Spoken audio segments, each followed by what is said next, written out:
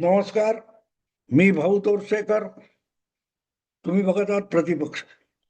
मित्रांनो, मी जे शीर्षक दिलंय की ममता दिदींनी शरद पवारांचा सल्ला मान्य केला असता, स्वीकारला असता आणि त्याच्या अनुसार काम केलं असतं तर कदाचित ममता दिदींना आज इतकी लज्जास्पद, अपमानास्पद हार पत्करावी लागली नसती.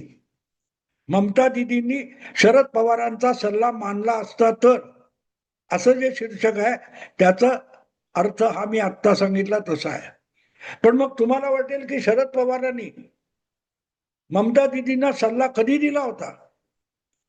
कारण राज्यसभेवर शरद पवारांची निवड झाल्यापासून एखादा ते कुठचं वारकरी संप्रदायाच्या मासिकामध्ये त्यांनी काहीतरी लेख लिहिलाय आणि त्यातून एक वादळ उठलं, तेवढी गोष्ट वगळता राज्यसभेवर त्यांची निवड झाल्यापासून शरद पवारांचं कुठलंही महत्वाचं असं वक्तव्य आपल्या समोर आलेलं नाही.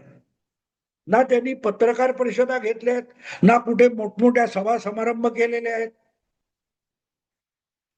किंवा सगळ्या विरोधी पक्षांच्या कुठच्या तरी एखाद्या संमेलनात शरद पवार गेलेत. ना सोनिया गांधी, राहुल गांधी यांनी INDA नावाच्या भाजप विरोधी आघाडीची बैठक बोलावली आणि त्या बैठकीमध्ये देशात होऊ घातलेल्या 5 विधानसभांच्या निवडणुकांसाठी सगळ्या विरोधी पक्षांनी मिळून खलबत केली. काय केलं हे आपल्या ऐकिवात नाही, माझ्याही नाही, तुमच्याही नाही. त्यामुळे ममता दिदींना विधानसभा निवडणुका येण्यापूर्वी किंवा त्या होत असताना शरद पवारांनी सल्ला दिला आणि ममता दिदींनी तो मानला नाही, हा विषय येतो कुठून असं तुम्हाला वाटेल आणि ते स्वाभाविक आहे. पण सल्ला मित्रांनो आत्ता दिला आणि लगेच अंमलात आणला असंही नसतं. अनेकदा सल्ला देणारी माणसं आपल्याला दूरगामी उद्दिष्ट डोळ्यासमोर ठेवून काही गोष्टी समजावत असतात. बालपणी हळूहळू आपण मोठे होत असतो, शाळेत जातो, प्राथमिक शाळेत जातो, पुढे कॉलेजमध्ये जातो. या सगळ्या कालखंडामध्ये आपल्यापेक्षा अधिक अनुभव घेतलेले, अधिक जगलेले, आपल्यापेक्षा वयाने मोठे असलेले डझनावारी लोक आपल्या वर्तनातले दोष दाखवून आपल्याला वेगवेगळे सल्ले देत असतात. अमुक तमुक कर, भलं होईल. अरे, हे खेळायची वेळ नाहीये, परीक्षा जवळ आल्यात, अभ्यास कर.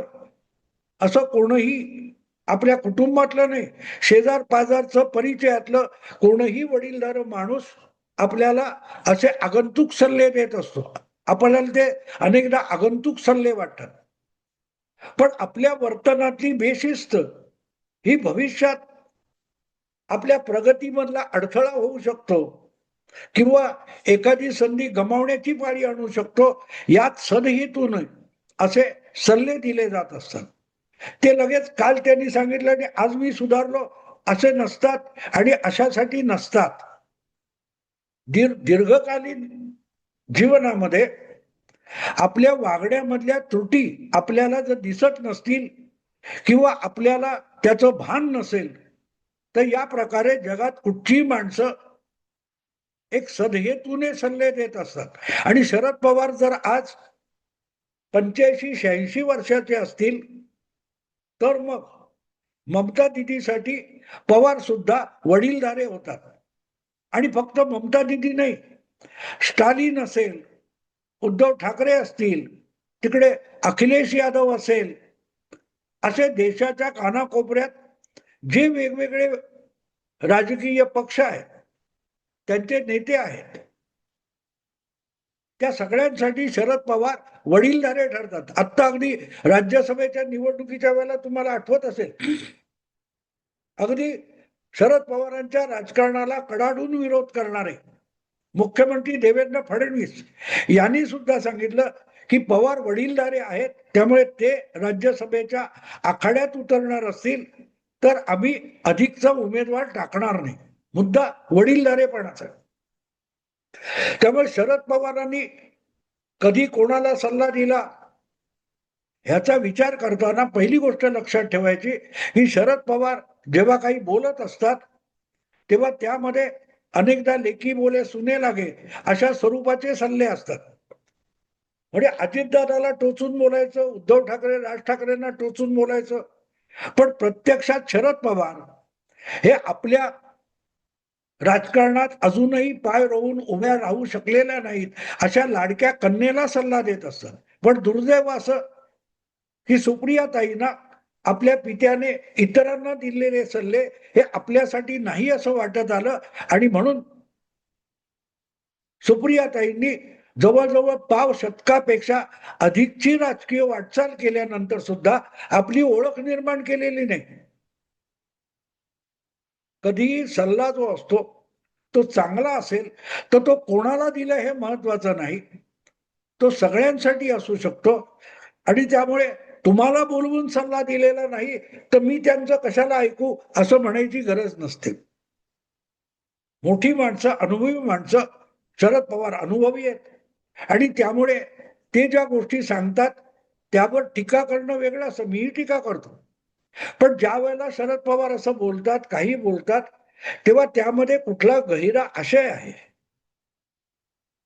हे शोधलं पाहिजे आणि आपल्याला काही लाभदायक असू शकेल का हे पण बघितलं पाहिजे. मित्रांनो, 2 वर्षापूर्वीची गोष्ट आहे. एप्रिल 2024 ज्या वेळेला लोकसभेच्या निवडणुका चालू होत्या आणि त्या लोकसभेच्या निवडणुका चालू असताना शरद पवारांनी इंडियन एक्सप्रेस किंवा कुठच्या तरी इंग्रजी दैनिकाला नीरजा चौधरींना एक मुलाखत दिली होती आणि त्यामध्ये त्यांनी सरसकट सगळ्या लहान मोठ्या प्रादेशिक पक्षांना एक सल्ला दिला होता आणि त्यावरून गदारोळ पण झाला. ज्या दिवशी बारामतीत मतदान होतं, सुप्रियाताई विरुद्ध सुनेत्रा पवार अशी जी निवडणूक चालली होती त्या निवडणुकीचं मतदान चालू असताना शरद पवारांची ही मुलाखत त्या इंग्रजी दैनिकात प्रसिद्ध झाली आणि बघता बघता सगळीकडे बवाल सुरू झाला. पण त्याचा गंभीरपणे विचार, अभ्यास किती लोकांनी केला? मला आठवतं अजूनही शरद पवार म्हणाले होते नजीकच्या काळात, म्हणजे नजीकच्या काही महिन्यात, लक्षात ठेवा नजीकच्या काही महिन्यात, असं एप्रिल 2024 मध्ये म्हटलं जातं. याचा अर्थ 2024 हे वर्ष संपण्याच्या आधी बहुतांश प्रादेशिक पक्षांना हळूहळू करत काँग्रेसमध्ये विलीन व्हावं लागेल, नुसतं काँग्रेसशी जोडून यावं लागेल असं शरद पवार म्हणालेले नव्हते. शरद पवार त्या मुलाखतीत म्हणाले होते की लहान मोठ्या विविध राज्यातल्या प्रादेशिक पक्षांना काँग्रेसमध्ये विलीन व्हावं लागेल, विसर्जित व्हावं लागेल, तेच त्यांच्यासाठी भविष्य आहे. आणि मुलाखतकार होत्या त्या महिलेने त्यांना प्रश्न विचारला होता, मग तुमचा पक्ष पण प्रादेशिक आहे तर राष्ट्रवादी शरद पवार गट म्हणून जो पक्ष आहे तो तुम्ही काँग्रेस पक्षात विलीन करणार का? अर्थात शरद पवार हे ज्या वेळेला असा नेमका प्रश्न दुखण्यावर बोट ठेवलं जातं तेव्हा उडवाउडवीची उत्तरं देतात आणि त्या मुलाखतीत सुद्धा वडीलधारा असून शरद पवारांनी उडवाउडवी केली होती. आता तुम्हाला एक गोष्ट माहिती आहे की शरद पवार ज्या पक्षात होते किंवा जो पक्षच त्यांनी स्थापन केलेला आहे त्या पक्षातला कुठलाही निर्णय हे शरद पवार ठरवतात तसाच होतो. अजितदादा जेव्हा वेगळे झाले तेव्हा त्यांनी त्या बांद्र्याच्या त्या संमेलनामध्ये जाहीरपणे सांगितलं की पटेल असतील, तटकरे असतील, भुजबळ असतील, आम्हाला भाजपबरोबर साहेब बोलणी करायला पाठवायचे, पण आम्ही सगळं बोलणी करून यायचो. भाजप आणि राष्ट्रवादीचं संयुक्त सरकार करायचं याविषयी आम्ही बोलणी फायनलाइज करायचो आणि इथपर्यंत की संयुक्त सरकार झालं तर कुठली मंत्रालय भाजपला आणि कुठली मंत्रालय राष्ट्रवादीला मिळतील इथपर्यंत डिटेल बोलणी व्हायची. त्याच्याही पुढे जाऊन कुठल्या कुठल्या जिल्ह्यामध्ये पालकमंत्री पद भाजपला मिळतील आणि राष्ट्रवादीला कुठल्या जिल्ह्यात मिळतील, इतकी डिटेल चर्चा व्हायची. आणि अशी चर्चा तीनदा झाली असं अजितदादांनी, छगन भुजबळांनी साफ साफ सांगितलं. पण ती बोलणी फिसकटायची कशी, की एकदा बोलणी फायनल झाली की शेवटच्या क्षणी निर्णय घ्यायचा की भाजप बरोबर जायचं, महाविकास आघाडी मोडायची. हा जेव्हा निर्णय घ्यायचा वेळ यायचा तेव्हा शरद पवार म्हणायचे की आत्ता नको. याचा अर्थ काय कळतो मित्रांनो तुम्हाला? याचा अर्थ असा की पक्षातला राष्ट्रवादी काँग्रेस पक्षातले अजितदादा वेगळा होईपर्यंत सगळेच्या सगळे निर्णय शरद पवार हे अंतिम निर्णय घ्यायचे. बाकीच्यांचं मत, पक्षातल्या इतर नेत्यांचं जे काय मत असेल ते असो, त्याची शरद पवारांना पर्वा नव्हती. निर्णय काय असेल तो मी घेईन, हे ते कृतीतून सांगायचे आणि दाखवायचे. पण ज्या वेळेला त्या मुलाखतीमध्ये प्रश्न विचारला की तुम्ही जो सल्ला सगळ्या प्रादेशिक पक्षांना देशभरच्या देताय की येत्या काही महिन्यामध्ये, 6 महिन्यामध्ये प्रादेशिक पक्षांना काँग्रेसमध्ये विसर्जित होण्यापलीकडे पर्याय नाहीये, मग तोच सल्ला तुमच्या पक्षाच्या बाबतीत तुम्ही कसा वापरणार आहात? तेव्हा शरद पवारांनी उडवाउडवी करत सांगितलं होतं, ते एकटा मी ठरवू शकत नाही. आमच्या पक्षाच्या सगळ्या नेत्यांना आणि सहकार्यांना एकत्र आणून त्यांच्याशी विचार विनिमय करून निर्णय घ्यावा लागेल. प्रश्न असा आहे की सगळे पक्षातले नेते सहकारी भाजप बरोबर फायनल होईपर्यंत बोलणी करायचे की भाजप बरोबर जायचं. म्हणजे सगळे सहकारी आणि पक्षाचे नेते हे एका बाजूला आणि शरद पवार एका बाजूला. म्हणजेच राष्ट्रवादी काँग्रेस पक्षामध्ये अखंड असताना वेटो कोणाचा चालायचा? शरद पवारांचा. पक्षाने कुठलाही प्रस्ताव आणो, पक्षाने कुठलंही धोरण, नीती, नियम ठरवत, शरद पवार तो एक हाती पलटून टाकत होते. 2014 मध्ये शरद पवार यांनी विधानसभा निवडणुकीची मतमोजणी पूर्ण होण्याच्या आधी भाजपला बाहेरून पाठिंबा सरकारला बनवण्यासाठी देऊन टाकला होता. तेव्हा किती मित्र आणि सहकारी आणि नेते पक्षातले यांना शरद पवारांनी विश्वासात घेतलं होतं? नव्हतं घेतलं. पण असो, शरद पवारांनी आपणच दिलेला सल्ला मानला किंवा न मानला हा विषय बाजूला ठेवा. शरद पवारांच्या बोलण्यात आशय होता, हे विसरू नका. भले शरद पवारांनी त्याचा योग्य वापर, त्यांच्या डोक्यात आलेली भूमिका आणि विचार याचा योग्य काय तो उपयोग केला नसेल, पुढल्या काही महिन्यामध्ये त्यांनी आपला पक्ष काँग्रेसमध्ये विसर्जित केला नसेल, पण म्हणून ममता दिदी असतील, स्टालिन असतील किंवा आणखीन कोण चौटाला असेल किंवा अखिलेश यादव असतील, यांनी तसं करू नये असा त्याचा अर्थ अजिबात होत नाही. सल्ला योग्य होता. भाजप आणि मोदी शहांसारखं त्याचं नेतृत्व यांच्याशी टक्कर घेताना नुसती आघाडी करून चालणार नाही. जी आघाडी होईल ती एक पक्ष एक जीव पक्ष असल्यासारखी आघाडी झाली पाहिजे, तर तुम्ही एकजुटीने भाजपशी निवडणुकीत टक्कर देऊ शकता. हा शरद पवारांच्या बोलण्याचा, वक्तव्याचा, मुलाखतीचा अर्थ होता. भले शरद पवारांनी तो वापरला नाही, पण सल्ला योग्य असेल तर तो कुठल्याही प्रादेशिक पक्षाने वापरायला अजिबात हरकत नव्हती. प्रामुख्याने बंगाल सारख्या राज्यामध्ये, आणि मला वाटतं मी या निमित्ताने काही व्हिडिओ केले होते की शरद पवारांचा सल्ला योग्य कसा आहे.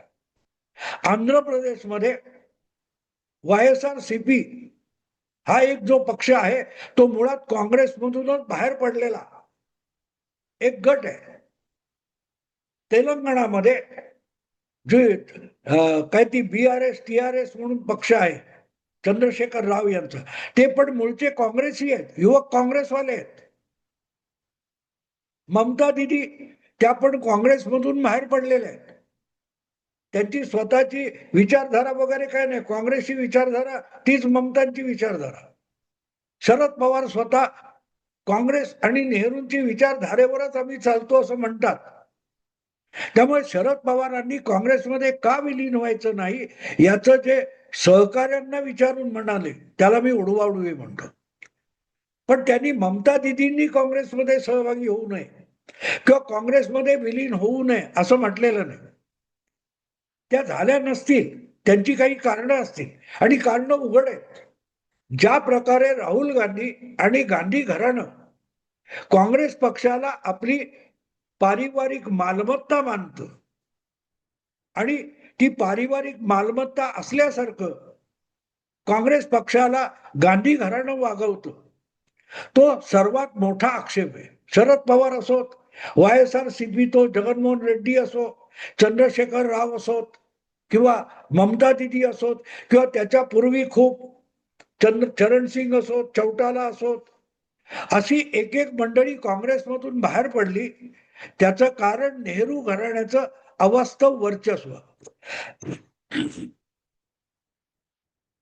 पण मुद्दा तोच होता की आज जर देशाच्या कानाकोपऱ्यात काँग्रेसची मरगळलेली का होईना थोडीफार ताकद असेल आणि त्याला ममता दिदी, शरद पवार, जगनमोहन रेड्डी वगैरे सारखे लोक जर ताकद जुळवायला एकत्र आले तर त्यांची मतांची टक्केवारी ही 25-30% पलीकडे जाऊ शकते.